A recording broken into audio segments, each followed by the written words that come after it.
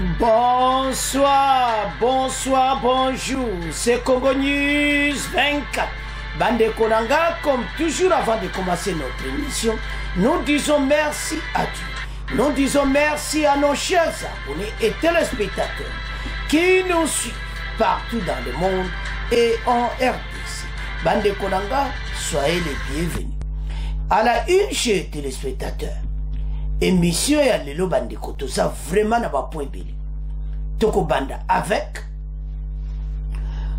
marche de dissuasion bandeko oyeko salama c'est samedi 22 juillet à Kinshasa et à Lubumbashi bandeko fardi sazo gonzango donc ozala somo kozala koyinda alors boyeba ete mboka na biso il faut ba laksa ke Tozawana. Donc, baza présent.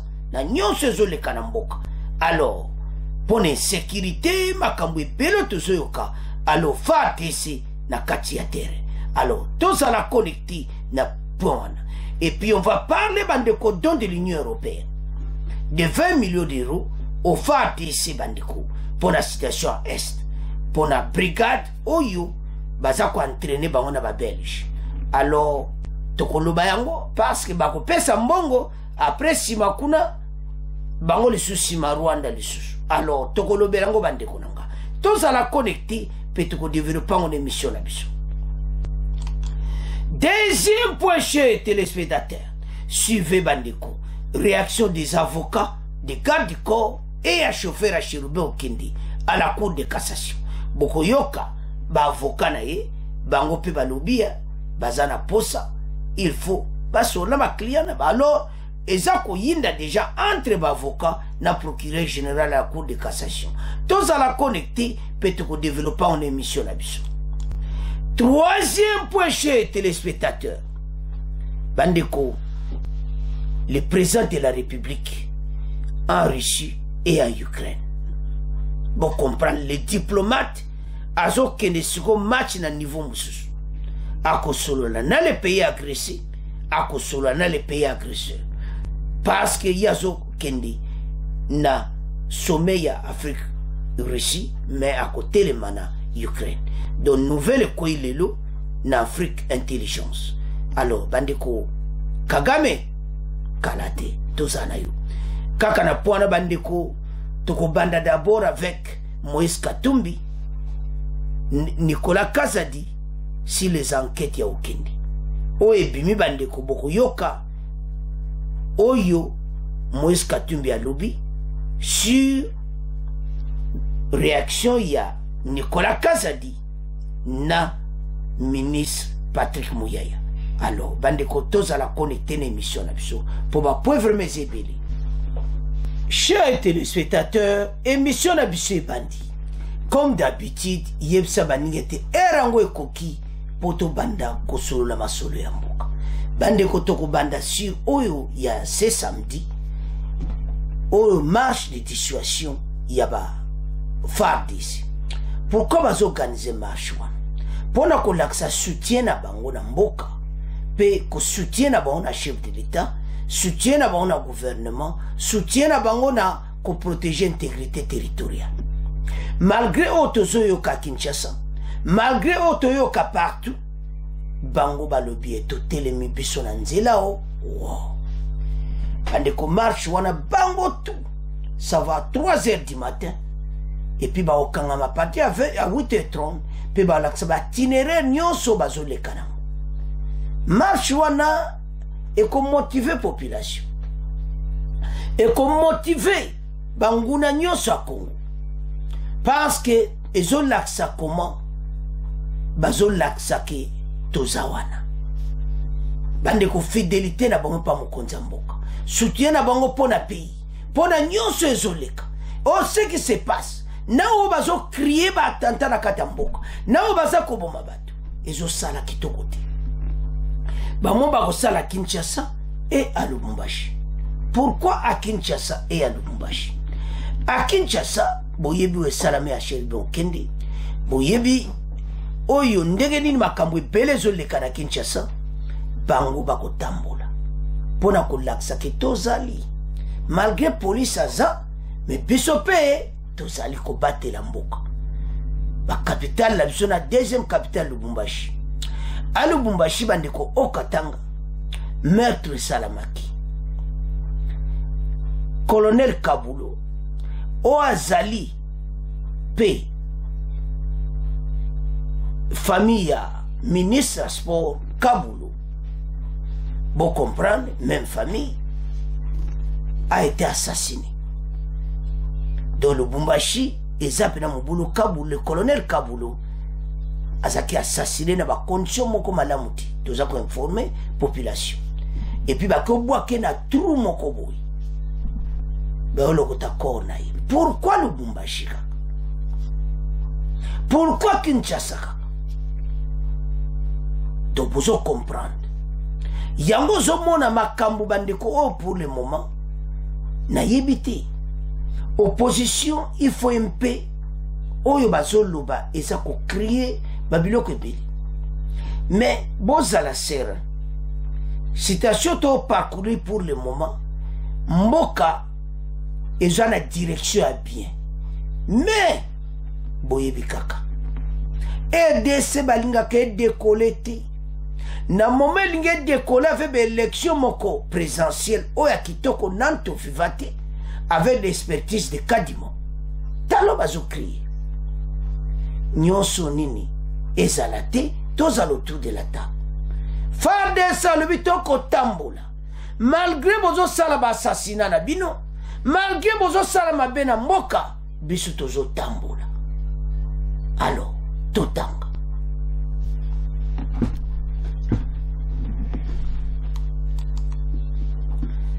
marche de dissuasion to bananase après Togoyan et Union européenne. Marche de dissuasion des FARDC ce samedi 22 juillet à Kinshasa et à Lubumbashi. Les FARDC organisent une marche de dissuasion le samedi 22 juillet à Kinshasa et à Lubumbashi, source la présidence de la République. Les FARDC annoncent l'organisation de cette marche de dissuasion bandeko. Na situation sécuritaire, où ils ont les karambo canabiso, où ils ont fait sa congolais nyoso pasi, pe mawa, comment notre pays et comment na makambo ya boy. Mais, bakonzi, baza déterminé. O balobaka, le temps, o etozarango, bandeko tozala ensemble. Les FARDC annoncent l'organisation d'une marche, bandeko, dans cette ville. Province de Kinshasa. Le général-major et constant de FARDC, Kabri Frisa Ephraim, indique dans son télégramme que la marche à laquelle va participer 6500 militaires aura comme point de rassemblement à la place de l'échangeur de la commune de Limité à 3 heures précises pour débuter la marche à 8h30. Bangoto Bagozala à peu près 6500 soldats. Général Ibrahim Boyebie o azali commandant ya garde républicaine FARDC alors yemuto a annoncé yango parce que bandeko il fallait qu'abasala o ezo le karamboka pour le moment ezo sala pena propriété mais tokotika mungu na tente parce que le temps tozanango baza koloba loba oyo wana alors le commandant ya garde républicaine Ephraim alobi ke makambo zo salama ya makasi bandeko. Alors sur ce bango nyonso bakokutana na échanger na 3h du matin c'est samedi et puis 8h30 masolo bandi tamba ko tambola et ko laksa la fierté de ce pays et comment tozana besoin te ba congolais ba reconnaître que biso tozawana pona mboka EDC oyo makambo za kitoko Ephraim aza oyo a remplaça ki Chiwewe biso yoslo yebi ye wana bozomona na photo na katikati ye muta remplacer Chiwewe na posa garde républicaine. Il renseigne que cette marche de dissuasion aura comme itinéraire pour la première colonne l'échangeur Lumumba, l'hôpital du cinquantenaire, Bandal Chibangu, Mezo Bungu Kitambo, magasin église Jean 23 camp colonel Tchachi.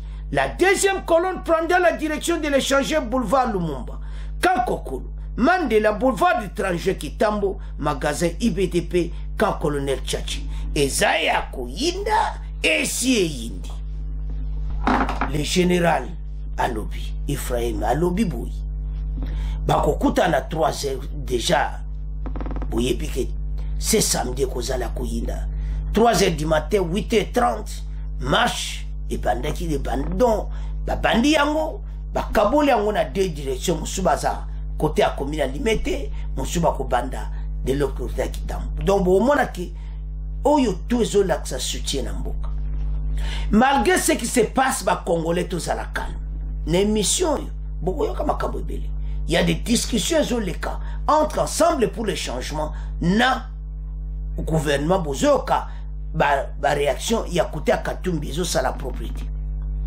alors mais botala makambo tozo vivre todo meurtre ya Chiribon Kende à Lubumbashi le colonel Kabulo au hasard de quoi au ministre à transport Kabulo frère nae yépé assassiné alors si on se tente au tala bloc à Lubumbashi et à Kinshasa pourquoi ma grande ville mission ya bandoki à Congo et ça simple business to yibi mais bayebaki bazomona bango bazana besoin kaka eyin mobulu ekoti nango biso nyonso do pays eza bloqué crise ekoti ezo sala propriétaire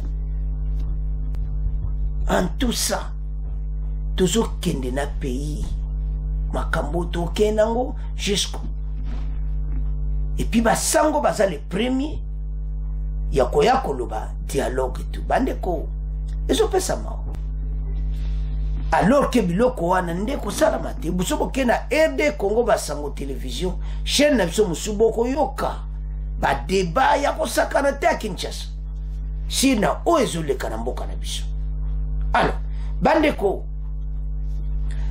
gare républicaine le FARDC bazana nzila bakotambola fidélité pa mokonza mboka fidélité il y a intégrité territoriale et DC parce que bango bazana pour battre la mboka et les biens il y a population et puis bako l'accès yango c'est samedi et ça la honneur parce que bazo l'accès quand même fidélité na bango marche wana ezaka vraiment important alors Kinshasa boyebete makambo échanger to komina commandant ya sika Silvano Kasongo ya se alongwe to komina commandant sika Blaise a ça grand boulot ça chauffe déjà ben inspecteur à sika donc quand on a nyonso ozaki na Silvano Kasongo bango tout balongwe et comme boya sika alors mboka ezoke na direction bandeko akin obolanda biso bozala na kimia bakonzi bazo maîtriser tout ce qui se passe et puis nande va changer la police nationale congolaise ou à sika équipe ekoti ba balaye entourage wa nyonso ba koti boya sika pona nini pour tout le monde makambo kitoko na ville à Kinshasa alors tout ça la police oh va télémi déjà et puis simana bango gare républicaine balobike bisope tozali voilà bandiko c'est ça le dossier alors to comment tika première partie to comment qu'il y a deuxième partie et pas wapi Union européenne APC bandiko donc il y a 20 millions d'euros chers téléspectateurs bandeko point où il y a Union européenne ba pesi mbongo pour la brigade d'intervention rapide il y a FARDC donc ezama petit problème là c'est ça bazo laksa ko pesa biso mbongo baza ko aider biso mena sima kuna baza pe ko aider Kagame na barme na ye na minduki et tout ça lelo yo bazo koka ko condamner Kagame ti ata boyede biso tant que bino Union européenne bozo condamner le président rwandais il y a toujours un problème parce que biso tozana besoin ata boyede biso to a besoin bo condamner Rwanda agression na EDC ndenga azana kati ya mboka na biso bozo condamner ti ko aider biso esto boyite bandeko toke siko na aide wana baide FARDC na somme kwa 20 millions d'euros pour la brigade d'intervention rapide mbongo wana eleki directement parce il y a des commandos belges et après basoma équipement ba voiture ba ambulance ba biloko nyonso oyo soki neto za bitumba ba intervention rapide na est baza ko intervenir commando na biso brigade d'intervention rapide baza entraîné à Kindu ba commando baza ko entraîner bango na brigade wana ensemble pour la intervention moko rapide et ça ba belge moto baza ko sala ngo ba commando belge alors ba pesi mbongo wana ko kene directement kuna epai na bango ministre de défense belge moto azo diriger mbongo ba pesi ya ko diriger ba ande ba action na ngote okende nande ba ko somba biloko nyonso bango mo ba regarder ba okena ayango ezama biti ce que nous recevons au baza ko aider biso mais ba lukape ba laksa quand même makamba est wana ba joba décision moko direct contre le président rwandais tant que bazo joba décision contre le président rwandais te beaucoup pesa biso ba edango atandenge nini ba congolais baza na besoin président rwandais a retiré ba troupe na ye ba quitter na est bango ba yebi que makambo ko suka kana bitumba ba yebi ete ba kozala une fois aussi condamné parce que le 1-23 ba ko quitter est na ndenge na bango moko cantonnement non to bosa bato wana ekozala kaka na bitumba makasi bato ba ko quitter sur ce gouvernement belge aussi je comprends bien parce que mbongo epesa même pas gouvernement belge ministre de défense belge a mbongo wana Alexis pa ba commando na biso biloko nyonso ba ko somba boyoka ba détail na yango mais vous n'avez même pas condamné le président rwandais parce que makambo yo ekosuka kaka na guerre boza ko aider biso oui boza ko former biso ba soda na biso oui eza bien mais loko to senga mingi bo condamner président rwandais bo yebisa retirer batune na est message oyo Union européenne il faut prendre en considération parce que on en a marre. De l'autre côté, vous nous soutenez avec comme de 20 millions d'euros. Et de l'autre côté, le Rwanda, 20 millions d'euros. Rwanda achète des armes pour attaquer la RDC. Qu'est-ce que nous allons dire? Que Bossa au milieu du village, Bossa wapi, Bossa nini, Totang. Dans de l'Union européenne, Bande Konangai, Bapesi, sur formation, il y a brigade d'intervention rapide, donc de 20 millions d'euros. Le Conseil de l'Union européenne a décidé, jeudi 20 juillet 2023, de débloquer la somme de 20 millions d'euros pour appuyer la 30e brigade de réaction rapide de FARDC. Il a livré cette information dans son communiqué parvenu ce vendredi à Radio Okapi. Ce document précise que cet appui financier rentre dans le cadre des facilités européennes pour le financement visé notamment à renforcer les capacités d'État P, ces tiers et d'organisations régionales et internationales dans le domaine militaire de la défense. Ce soutien sera mis en œuvre par le ministre belge de la Défense, précise le communiqué de l'Union européenne. Donc, ministre de la Défense, il y a belge, montako dirigé Masolo. Wana, la carte a communiqué. Par l'intermédiaire de ses propres forces armées, la Belgique forme déjà la brigade qui bénéficiera de ce soutien. Parce que déjà, bango basala ba idaka. Nde bozoma na ba photo on ezana Kindu. Et pas ba entraîner ba. Ba commando on a za pona intervention moko rapide. Na ba situation autre ozana on a est parce que kuinda kalati. Par cette mesure d'assistance, l'Union européenne fournira des équipements individuels de base non létaux tels que des kits de commando parce que et ça vraiment important ete bapesa bakiti wana komando mpona baintervention esalama na niveau wana. Alors sikoyo ntango totala tobime koede biso oui, mais est-ce que vraiment pourquoi bazokwa kokondamner président rwandais te? C'est ça le problème. Tant qu'il ne condamne pas le président rwandais, oyo tout bako sale pa na biso, ba Congolais ata bosali, bazana besoin ya condamnation ya président rwandais na batuna. Et parce que nous sommes menacés par le Rwanda. Alors, tango président rwandais azo continuer ba makambo na ye, sans qu'azala condamné officiellement, et nyonso bosale pa na biso, et ça nango bien, mais ba Congolais ba sentir en pendate pas toujours vivre ce choc ya makambo oya es ndeni président rwandais na batutsi baza kuboma wa Congolais. Tolanda bandeko tolanda sikoyo confirmation nango bongo to avancer l'émission na biso.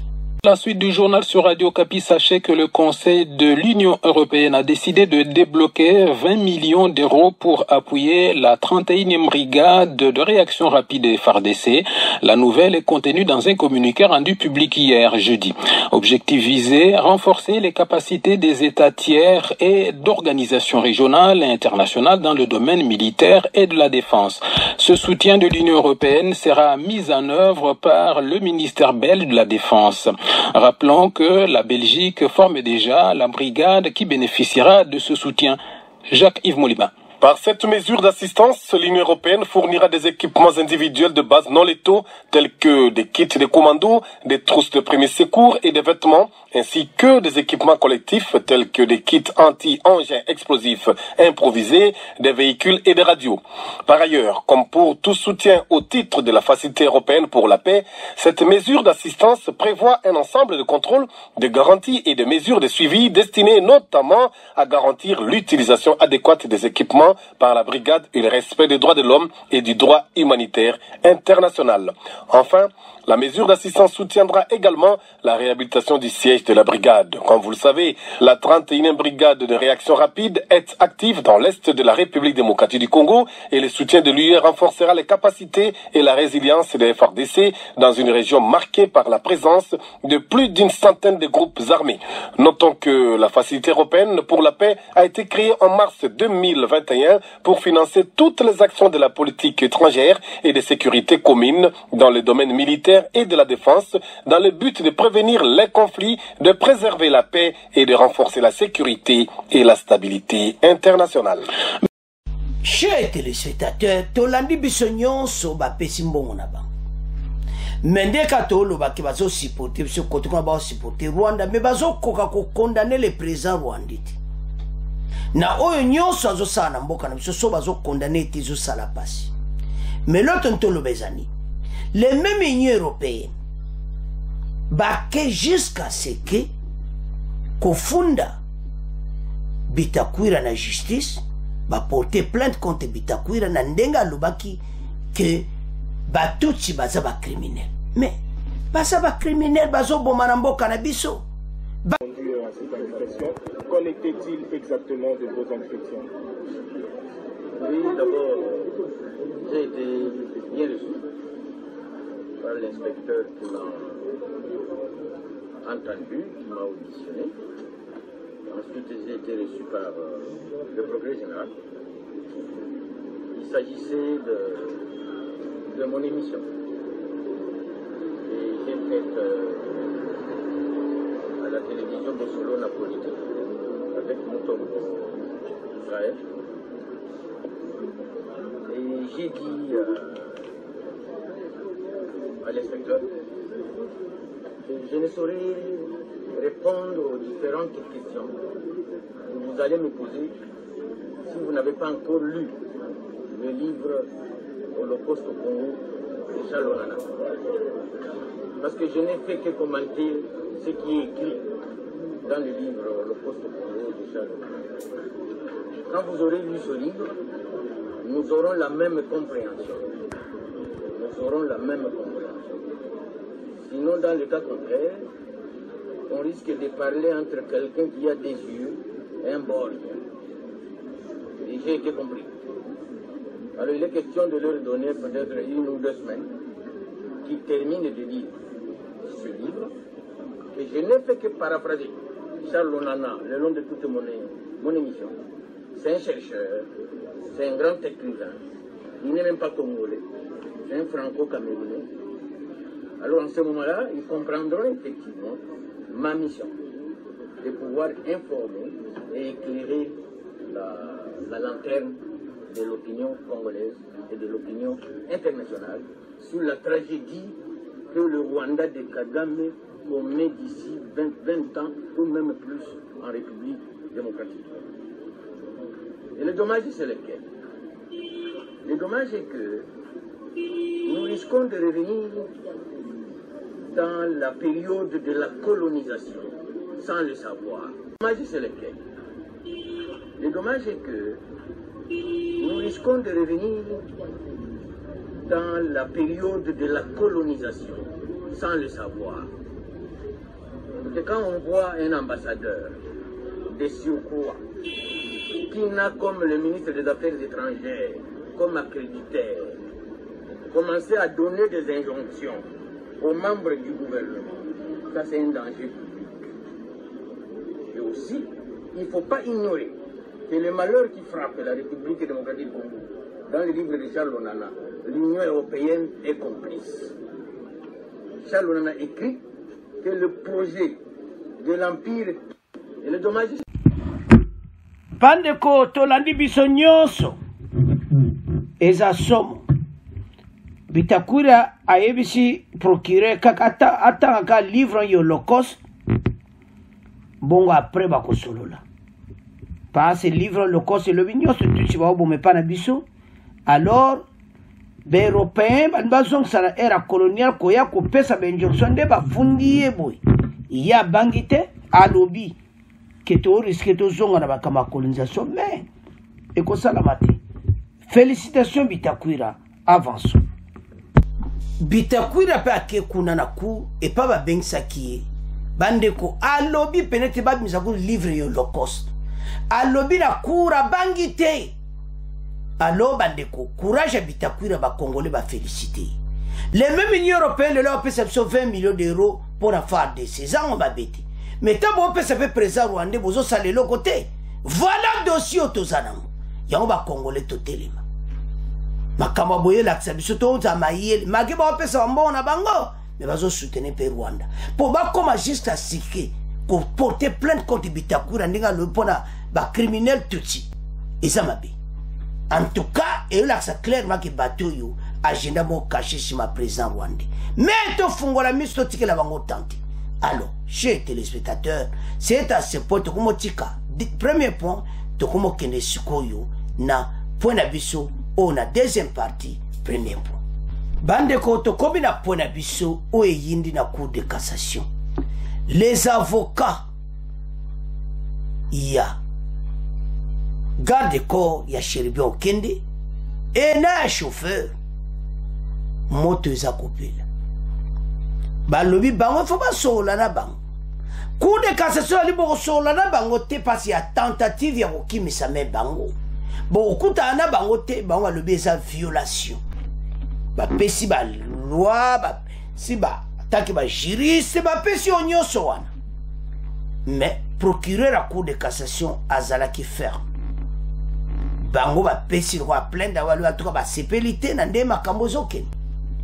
Bande ko garde ko na chauffeur na batu musio bakangi ba téléphone na bango sa son oyo kako yako sakanati ba appel ndenge na ndenge yango na premier rapport bazwaki ba monaki ete en tout cas ba expert international bazako ya ba komi na pont ba tie pause na enquête pour ba continuer parce ba ebi déjà ba réponse ce soir na bo bakangaki na place accord bango tout bakangaki bango.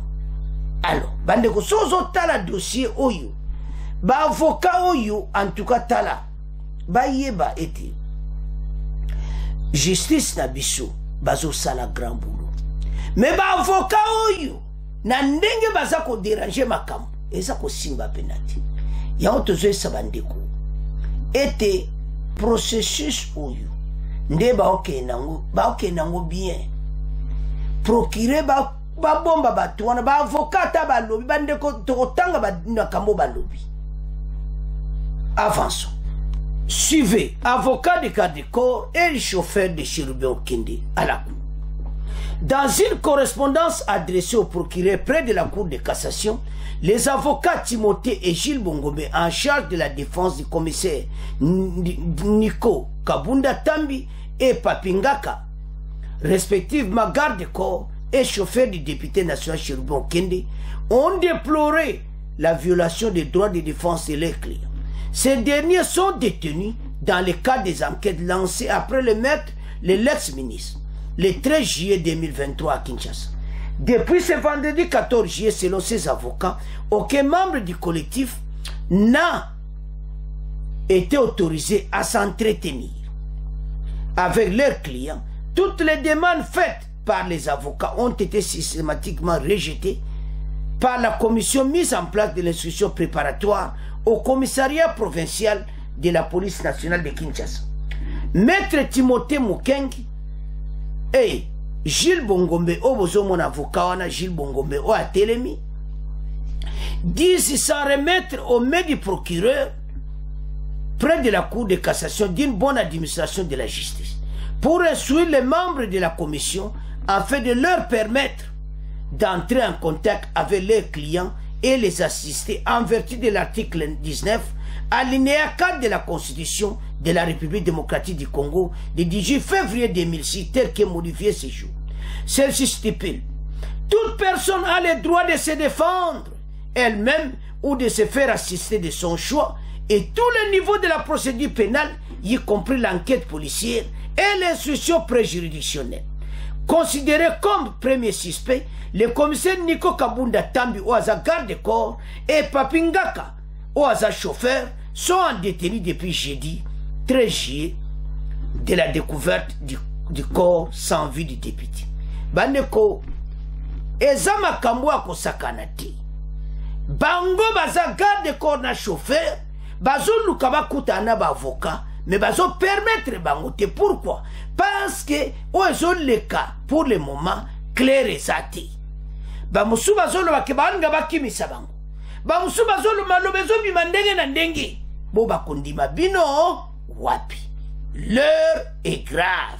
Alors bande korangai tomeka ko développer ensemble. La Belgique et l'Afrique du Sud ont été officiellement saisis de cette enquête et Moïse Katumbi, l'opposant congolais, Chérubin Okende était membre de son parti, lui demande une enquête internationale même plus large. Ça vous donne pas confiance? Si, ça me donne confiance dans le sens que s'il y a beaucoup plus d'un enquêteur, il y aura peut-être probablement aussi plus de résultats, vous voyez, des différents résultats plutôt. Vous voyez. Et moi, je suggérerais à ce qu'on puisse avoir peut-être une seule structure qui pourrait enquêter, une structure impartiale, en fait. Vous voyez un peu. Parce que si c'est le gouvernement qui cherche à avoir des enquêteurs de son côté, vous voyez, les résultats peut-être pourraient être vrais, mais du côté de l'opposition, on dira que non, voilà, ce sont des enquêteurs à votre solde. Et si c'est aussi les enquêteurs du côté de Moïse Katumbi, et le pouvoir aussi dira que non, c'est à votre solde, donc voilà. Là, les enquêtes, elles sont menées par le parquet de grande instance de Kinshasa et la justice militaire. Oui. Ce sont eux qui chapeautent l'enquête. C'est ce que je disais d'entrée même, que leur façon de faire déjà inquiète. Ouais. Parce que la phase d'instruction, d'abord, elle est secrète. Mais ils sont en train d'aller trop vite en besogne en donnant des informations qui semblent, entre guillemets, un peu suspectes, parce que nous, tout ce que nous on sait en fait, c'est juste le témoignage du garde du corps. Nous, l'opinion, c'est juste le témoignage du garde du corps. Mais comment est-ce que qui est la personne qui a trouvé Chérubin Okende, ouais. Oui. Et comment est-ce que toutes les pièces à conviction seraient exposées à tout moment comme ça et voilà. C'est ce qui inquiète, voilà. Vous pensez qu'on connaîtra jamais les assassins de Chérubin Okende?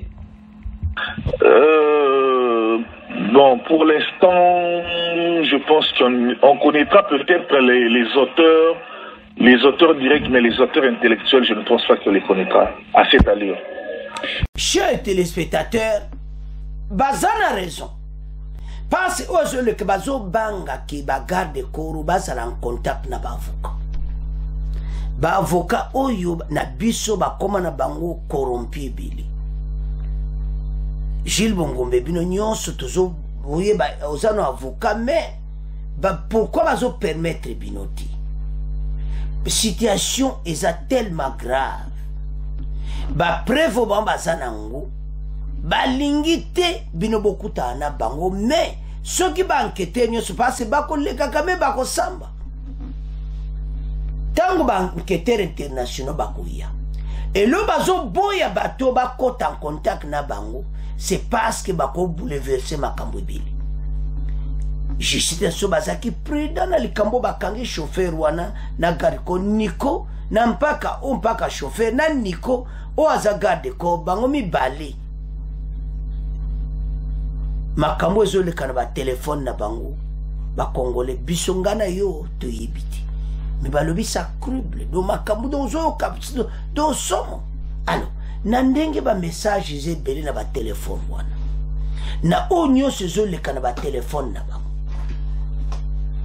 Oyo ba découvrir kuna ngana yo te ba benga be expert oyo ya communication ba kozana. Ezo mona clairement que dossier ezo kendi na direction moko o balobaka eza ya koinda. Ya onto esa ba congolais tala makamu yo kendi ba vérité belé kobima. Alors ba permettre te bien so pesa ba commenter ba avocat na ba kutana na garde corps na chauffeur te. Bazela lera tribunal ba kopesa bango taba solola mais lera banquete ba kutana bango te parce que déjà so pesa clair te so pesa mobulu tozo ya na po ya misato boko yoka oyo ensemble pour le changement ba lobby sur déclaration Nicolas Kazadi ezamawa tozo kendi wapi. Alors avançons. Sikoyo, le kola baboui, bango ba publié, bandé sur un autre problème. Mais to féliciter justice, so baza ferme, ba avocat na ba kokutana na bango ti. Tout a été refusé, mais à niveau ba police ba boy, ko pesa bango permission. Alors, bandé konanga to, comment tika ngona bino? Biso to commenter, ba kutana te ba avocat na, oya katumbi, o bazako ya ba kutana na, batu chauffeur na garde ko ba okuta na bangote basela l'air pena babani ko samba voilà banquette ici.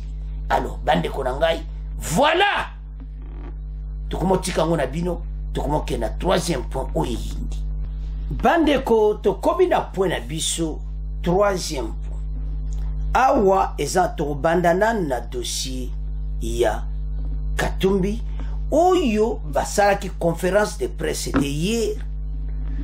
Conférence de presse wana c'est jeudi. Oyo Bolenge o azali secrétaire général à parti mais a même message à Katumbi azoloba au nom ya Moïse Katumbi. Parce que ba pesi préliminaire procureur général a pesi message na ye bango pe bayokaki et puis oye bomimboka ezani ezali oyo Nicolas Kazadi na Patrick Muyaya balobaki Patrick Muyaya le banquete ezanku tolanda pe procureur na émission eliki et maintenant kota Katumbi bayoki ba déclaration ya Nicolas Kazadi na Patrick Muyaya na briefing oyo lekaki ce mardi. Oye legaki na briefing wana bango ba sepeleki na muti. Pona bango ba monaki non na ndenge malobo legaki na briefing donc c'était le lundi si je me trompe pas. Mais bokoyoka Nicolas Castro du moins est na poto landa. Ce qui Patrick Muyaya lobi boy. ke oyo nyonso yo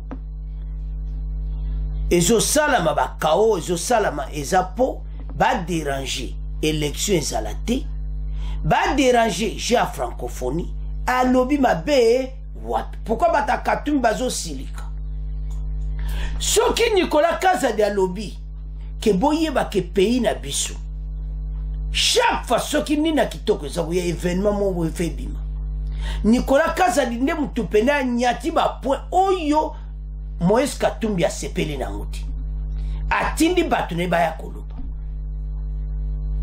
ezosala Moïse Katumbi pasi mpo na nini Nicolas Kazadi alobi boye ke même na matanga bandeko tokotiela nango boyoka ngo lisusu un sorcier alelaka mingi mutu abomi ngai ye mutu nzoka nde ye sorcier mpe mutu asali bamakambo mutu azo se plaindre trop na makambo ebele bakanga eza toujours bon et puis alobi boye et comme lokola propagande politique ezosala fierté bandeko il a dit la vérité Nicolas Kazadi alobi comme lokola propagande politique tozopesa esengo te na famille ya okende alobi mabe wapi pourquoi Katumbi na bato ne basepeli na badéclaration ya Nicolas Kazadi te totanga awa bandeko tokobana oyo eyindi ate Moïse Katumbi Nicolas Kazadi sur les enquêtes de okende donc eza somo parce que bango penza ba taba yoki bongo parce que Nicolas Kazadi na Muyaya balobi penza siko tamba ju yango bata Katumbi bamemi yango un grand dossier o balobaka moto epeli pona bango bamisi yango un grand problème sur enquête ya okende boyoka siko makambo Katumbi alobi parce que Katumbi azotambola partout asala propagande politique yango na siliki ye wana na bamindele na bambassade azotomboka sili wayo okende pona déclaration o bozomona Nicolas Kazadi na Patrick Muyaya dans une mise au point publiée ce jeudi 20 juillet 2023 pour le secrétaire général Dieudonné Boulengele du parti politique Ensemble pour la République, l'opposant Moïse Katumbi Tchapwe s'est indigné de constater que certains membres du gouvernement, principalement les ministres des Finances, bozoyoka, pour y a Nicolas Kazadi eza bombe H et koti pena Nicolas Kazadi eboloba lobby pena metonzogmo exkana po bolandaye ont adressé des parallélismes douteux avec l'assassinat de 2001 de l'ancien chef de l'État Laurent Désiré Kabila. Le porte-parole du gouvernement et ministre Patrick Muyaya s'autorise même s'interdire à l'opinion que l'on fasse la parallèle avec l'assistance de Flodé Tchebeya. Pourtant, les similitudes sont flagrantes dans ces cas. Invitation au siège d'une institution publique, pour l'un à la police, pour l'autre à la cour constitutionnelle, puis disparition et corps retrouvé dans un véhicule, mise en scène douteuse avec des traces incontestables d'assassinat. A Dieudonné Boulengele y a déclaré Yango. A nettement signifié ces documents présentés. La parti politique Nabangoya Katumbi affirme qu'il est indécent et inacceptable d'agir autant de désaventures dans un cas grave Yaboué. Que pour les proches de Moïse Katumbi, il s'agit, parce que Bamba Lobi Boui, que Maloba Bamba Lobi et Zapena Malamouti. Dans un cas aussi grave que celui de l'assassinat d'un compatriote. Dieudonné Boulengele, Boléa, les partis Ensemble pour la République, a affirmé qu'il est indécent et inacceptable d'agir avec autant de désinvolture dans ces cas. Pour les proches de Moïse Katumbi, il s'agit de rechercher la manifestation de la vérité pour retrouver des assassins, je m'excuse, et les commanditer, et non de déployer une communication cosmétique pour désorienter l'opinion et ouvrir les assassins. bango nde bozomona bana mesa na bayepa bamindele kaka bazoloba Nicolas Kazadi alobi ekono ka propagande politique alobi ke basikonsa lokola Laurent Désiré Kabila Patrick Muyaya ape alobi ke bako comparer yango nde na Tchebeya to développer mais avant de développer to yoka nanu Nicolas Kazadi na Muyaya moi extrait wana oyo bomi mboka bongo to solo bino to bolanda makambo Nicolas Kazadi akoloba bolanda Muyaya de près bo comprendre que ensemble bazana problème toyoka bongo après toi avance. Monsieur le ministre, d'aucuns pensent que cet assassinat est similaire à celui de Floribert Chebeya pour l'attribuer au gouvernement ou au régime actuel. Quelle est votre réaction? Écoutez, depuis l'annonce de ces tristes nouvelles, nous, comme gouvernement, notre devoir principal, c'est d'assurer la sécurité des Congolais. Et nous vous expliquions il y a quelques jours avec le ministre de l'Intérieur sur ces mêmes plateaux les mesures que nous prenions. Parce que ça fait plusieurs mois que nous avons observé, parce que nous avons des différents rapports, plusieurs poches d'insécurité. Vous avez suivi ici, on parlait de vente d'organes, mais on n'en a jamais vu un seul cas qui a été présenté. On a parlé de kidnapping. Il y a un contexte général où on veut s'aimer le chaos, où on veut perturber tout ce qui se prépare, notamment les Jeux de la francophonie, encore aussi en fin d'année les élections. Et donc nous, comme gouvernement, nous considérons que l'assassinat de notre collègue au gouvernement est un acte grave qui porte atteinte même à tous les symboles de la République. C'était un député national, il était ministre il y a quelques mois. Mais en même temps, autant nous sommes, nous, dans une posture où nous voulons évidemment travailler à faire toute la lumière sur cet incident, en même temps, nous avons noté quand même ce que je considère comme un peu indécent. Je ne voudrais pas aller citer des noms, mais certaines réactions que nous avions vues qui tendent à désigner les coupables, alors que le mystère est entier. Ce n'est pas ici qu'on va parler des éléments de l'enquête parce que nous n'en avons pas. Nous avons observé que beaucoup sur les réseaux sociaux deviennent des enquêteurs. Je pense que dans l'esprit du gouvernement, tous ceux qui ont des éléments pouvant contribuer à la manifestation de la vérité peuvent se présenter au parquet ou à l'auditorat où les enquêtes sont menées pour apporter les éléments qui peuvent nous aider à démêler ces puzzles. Parce qu'aujourd'hui, beaucoup de choses ont été dites, mais personne ne peut vous dire avec certitude comment les événements se sont passés. Et donc, nous ne voulons pas aller là-bas, nous voulons, nous, aller vers des enquêtes qui nous permettront de faire éclater la vérité pour que soient punis avec la plus grande rigueur ceux qui ont commis cet acte. Alors, bon, dans la foulée, il y a évidemment certains qui, je reviens sur le mot indécence, ne se mettent pas à la place de la famille qui a été touchée, à la place de nous, ses collègues au niveau du gouvernement ou des collègues au niveau de l'Assemblée provinciale, pour penser pouvoir tirer des dividendes politiques d'une situation qui est aussi dramatique et qui nous affecte. Vous avez vu par exemple que le jour de sa mort, le président de la République a annulé les activités prévues ce jour-là. Le Premier ministre aussi, et on s'est réunis dans l'urgence. Et au moment où nous vous parlons, il y a une enquête en cours au niveau du parquet, le parquet qui travaille avec l'auditorat militaire, le parquet qui a recueilli les éléments de la police, notamment la police scientifique qui était sur terrain.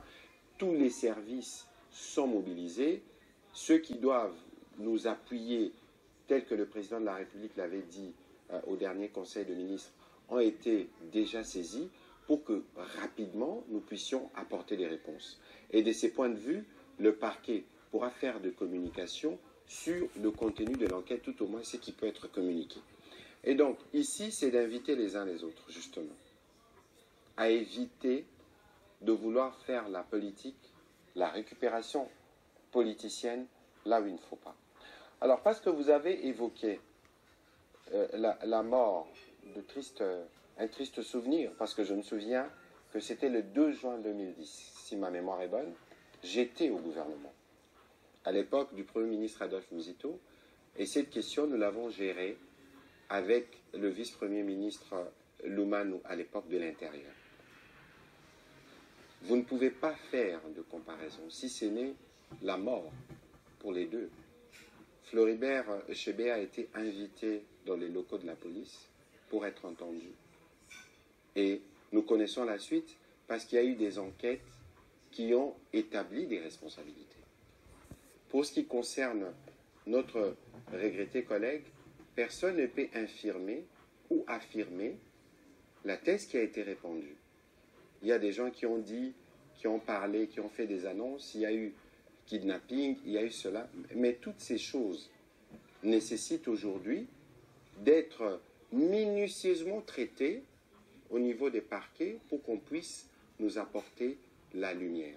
Et donc, je range ceux qui font cette comparaison dans la suite de ceux qui pensent pouvoir tirer des dividendes politiques de ces drames qui nous touchent tous.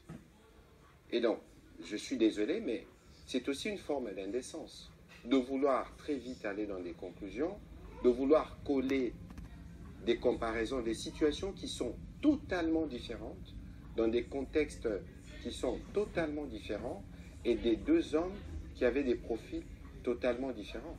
Donc, je crois que je ne voudrais pas m'étendre sur le sujet, mais nous, comme gouvernement, nous faisons de notre mieux, et le président de la République a donné des instructions fermes à ces sujets pour que tous les services de l'État puissent se mobiliser, pour que nous puissions donner une réponse aux Congolais sur les circonstances de la disparition de notre collègue, mais qu'en plus de cela, vous avez vu le président de la République tenir une réunion de sécurité aujourd'hui pour s'assurer que des dispositions sont prises pour renforcer la sécurité et éviter que ceux qui pensent que par le chaos, ils peuvent freiner l'élan dans lesquels nous sommes, puissent être dissuadés. Et pour cela, nous comptons sur la collaboration de tous les Congolais.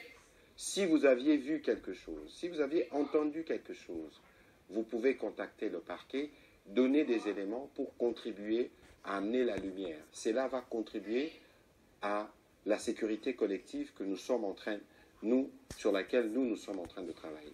Peut-être que, collègues, vous avez été comme moi aussi touchés par ce qui s'est passé. Nous sommes encore tous sous le choc. Et je ne sais pas qu'est-ce que vous pouvez... Je crois que tout a été dit. Je crois que ce qui est en train de se passer est à la fois extrêmement douloureux parce que Chérubin Okende, nous l'avons côtoyé. On a été de bons camarades au gouvernement. C'était quelqu'un de très affable. Et donc, nous sommes très touchés, très peinés par ce qui est arrivé. Mais ce qui est inacceptable, c'est qu'il devienne une marchandise politique. Et ça, c'est un manque total de respect de sa mémoire et de respect pour sa famille. Comme vient de le dire le ministre Patrick Mouyaya, la moindre des choses dans ce genre de circonstances, c'est d'abord de faire preuve de retenue.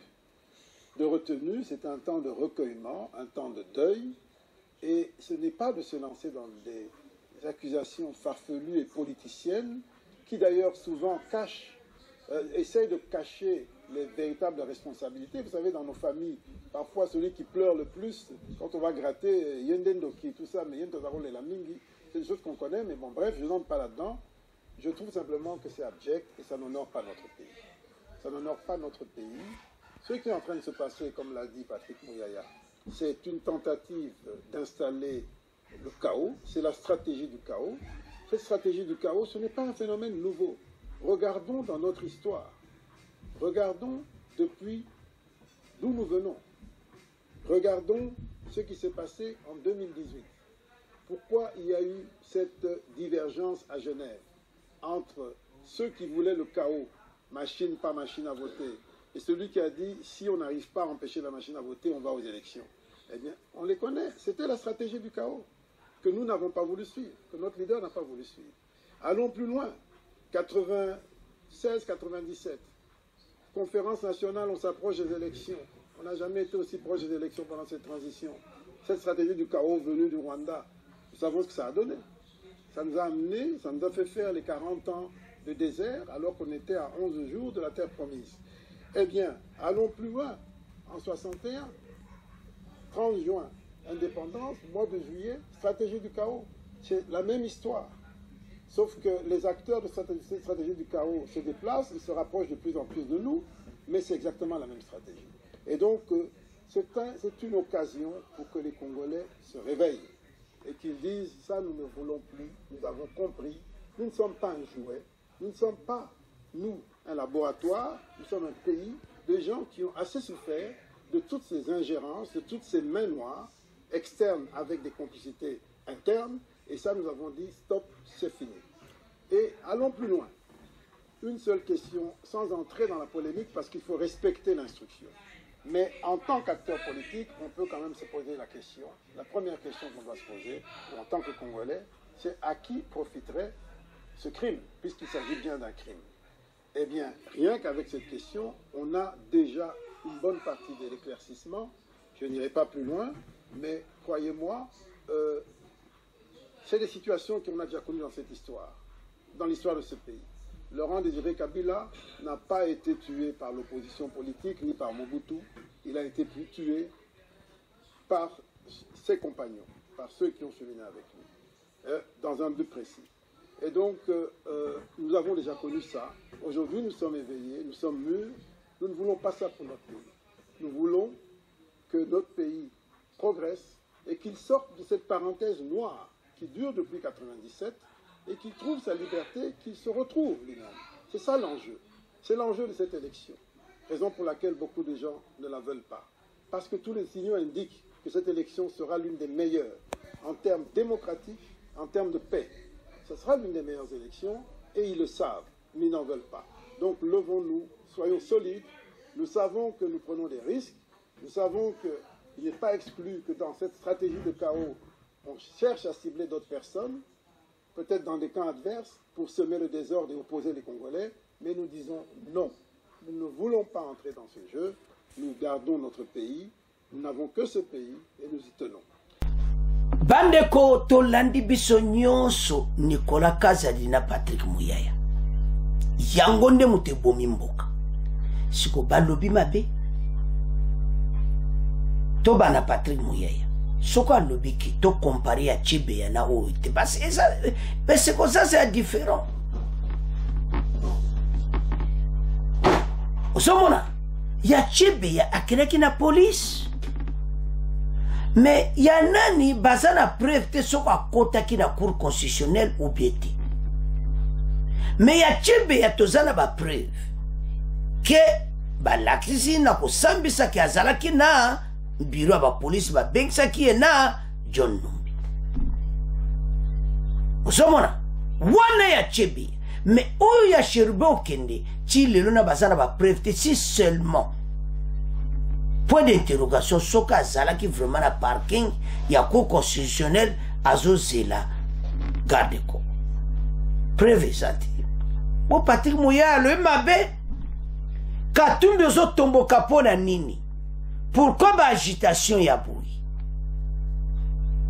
ya mibani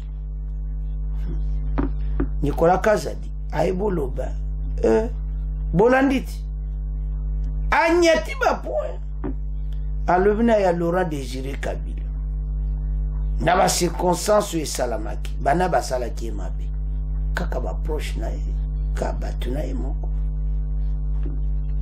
nana salaki yango garde ko bonga le mabe Moïse Katumbi a tomboki mutu na ye koloba bolenge le secrétaire parti na asali conférence de presse. Oh. Nalobi vérité, la vérité blesse. Alobi na ndenge ya bato balelaka mingi soli kamboza. Ah, et puis a nyati sete ba sepelite ya Nicolas balobi surtout Katumbi alobi surtout ya Nicolas Kazadi. Oh, Nicolas Kazadi le babete oto yenango bolandi bino nyonso bo commenter. Et c'est Nicolas Kazadi asali nini? Parce que alobi ba Congolais bon se permettre la manipulation. Et c'est ce temps on était à Roko Sabato. Nicolas Kazadi a aidé les Congolais dans un moment difficile tout ça non. alobi comment ama moto reposer un peu bozo pesa même bozo ko aider famille wana te et comme le la propagande politique Katumbi atomboki moto epeli mais Kazadi alobi mabe wapi bande ko bo commenter. En tout cas, l'heure est grave. Tozo kende wapi. Tozo mo ate place à Salimabi. Alors, bande konanga. Ndenge tolandi. Bango mibale. Tokomo tika ngona bino. Bino bo commenter o muya ya lobi. Na oye Nicolas Kazadi lobi. Nana zana raison. Katumbi ou bien Mouyaya na Nicolas Kazadi. Bah, la vérité. Alors, c'est à ce point de tiki point là, de qui est directement à point, Oyo et Indi, le monde entier est à Koningana. Le président Fachi na Katia Ukraine, à Kiev. Fachi a invité na Moscou, na nini ya Afrique, Russie Afrique, à Kosales, à Kotelema, na Ukraine, a invité na Ukraine, président Sola, na président Ukraine, Zelensky. Alors, bakokuta na président ukrainien. Président ukrainien na za attaqué. Bazana dossier à peu près na abiso. Fachi, diplomate, il y a haut niveau.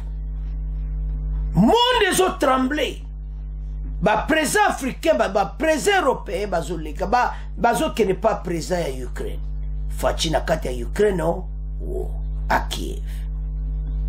Tête à tête na président ukrainien. Dans la place Mboka était vu. Tous autres sont bamayeli. Ukraine a sali ndeni. Ndeni a survivre na kaoyeli. Président ukrainien a kosola la fachi ba stratégie ni na sali. Yango tina bozo mona. Mokonza mboka bandoki ya Congo bazo sepelati. Oh, na Kiev, tête à tête na président Ukraine, oh. Bandoki ya Congo bazo sepelati. Président rwandais, yebela. Moto aza en tête à pays na biso, azana diplomatie moko ya haut niveau. Sikoyo. Ndenga okuta na président Ukraine. Et puis avant même akende na Russie. Akokita na nuana. Ayoki nyonso pasa kosola na président pe Russie. Et ça ko aider biso. Pour biso pe to na besoin minduki na Russie. Côté Ukraine pe to za donc zo mona zo ko travailler partout. Pour to yeba. Parce que dossier comme les biso ya Rwandais, ça peut changer les pays. Attaque oyo ezos oba juba pays ba territoire na biso. Échanger mboka. Échanger armée na biso. Le mal et cause à la paix sortir bien pour na mboka. Tous ndeko bazo souffrir. Mais nandiki mokonza mboka osa ba démarche mboka ekobima. Alors, totanga. Tshisekedi en Russie et en Ukraine fait des Kagame. Kagame a comprendre. Ba diplomatie ezo kende ti wapi. Okosila penza. Oyoga makabuya yebsa kiyo. Ke oyebi Félix Tshisekedi ti. Mutu ozo bunda na ye. Yoko zana problème sérieux. Félix Tshisekedi attendit à Kiev avant de se rendre au sommet Russie-Afrique. Le président congolais qui a confirmé à Moscou sa présence au sommet Russie-Afrique de Saint-Pétersbourg effectuera en amont l'événement d'un crochet à Kiev où rencontrera le chef de l'État ukrainien Volodymyr Zelensky. Pourquoi Gokutana Zelensky? Ezapo Ayeba Zelensky au salinde nini au réussir na grande puissance net Russie. Ce qui Zelensky a réussi na grande puissance à Russie. Bongo kaka moi Rwanda oyo. Mais président Rwanda yo za un problème hein. Nazo mo lo kwa farde sa ko kote lo perana makolo. Oza na problème sérieux. Oko luka place au baluka kati. Alors Fachi azo sa l'escale message koi Afrique Intelligence ba pesi message. O baloba ki yindi. O lo baloka mboka moto eza kopela. Voilà. Alors na ba situation ya boye. Soko zotala okomona clairement était mokonza mboka du vrai décision. Alors en Russie à Ukraine fin de Kagame. Tomeka kusolola ya. Chers téléspectateurs, Fachi azokende Moscou. Amoni qui face à l'escale à Kiev kokutana président ukrainien Zelensky. Zelensky azo vivre ma situation oyo biso peto du agression rwandaise. Zelensky a dû agression yabarus. Question à kotuna Zelensky. Au sali ndenge nini pour survivre contre grande puissance net Russie. Président rwandais yebela. Mokonza mboka azoluka mboka na biso ekoma na niveau mususu. Koza na babula boy kokuta na président ukrainien. Et puis andimi koyambaye na palais présidentiel. Basolola masona kati. Oya kosola na ye. Akoyide ko debisope. Ndeni bango basale malgré ba du aide à Minduki. Pour biso to du aide à Minduki te abe européen. Mais il y a ça qui bien supporté. Mais ba stratégie ne monte content. Au cause en a Minduki makasi mais sans stratégie au gaete. Voilà. Ba ko solo la yango Fachi avec diplomatie azoke nango. Rwanda finira à cause na saba pied na biso. Un petit pays wana l'éléphant azuma kolo éléphant bakolo nyosa comme tambola éléphant wazaki boité armée au bazai ko sekana monde et comme la montée en puissance à FARDC président rwandais aux a problème ya autre chose ça va congolais que tant tous anango tous à l'ensemble il y a quelque chose qui toko je salamana 2023 oh ba congolais to kondimati. Tout comme déjà même la montée en puissance c'est comme dans le niveau moussous. Ma action est très bien. Et puis Tobo Sanati, le chef de l'État est pour le moment le présent en exercice de la SADC. Déjà dans ma bokonaï, même arrivé à SADC, pas de problème. Alors, ma kamoto c'est katamiawa et kosalama. Mais les stratégies à Fachi, ndenga zoke na Ukraine pe na Russie.